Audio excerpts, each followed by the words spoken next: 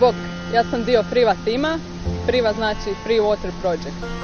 I mi želimo omogućiti besplatnu pitku vodu dostupnu svima. U tu svrhu osmislili smo besplatnu mobilnu aplikaciju i staklenu ekološku bocu.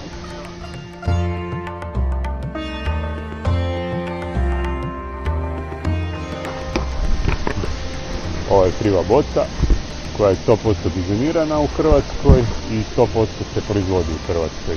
Sastoji se od staklenog dijela, od praktičnog čepa i od torbice koja je napravljena od reciklirane PET ambalaže.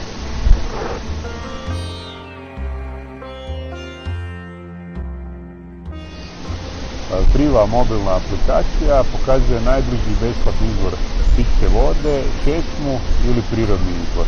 Dostupna je svima na iOS i Android platformama, a i na web.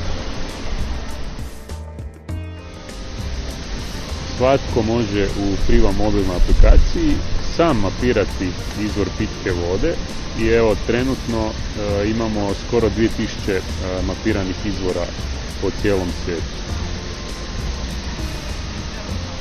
Izvori se mogu rejtati i piše uvijek ko je pridodao izvor.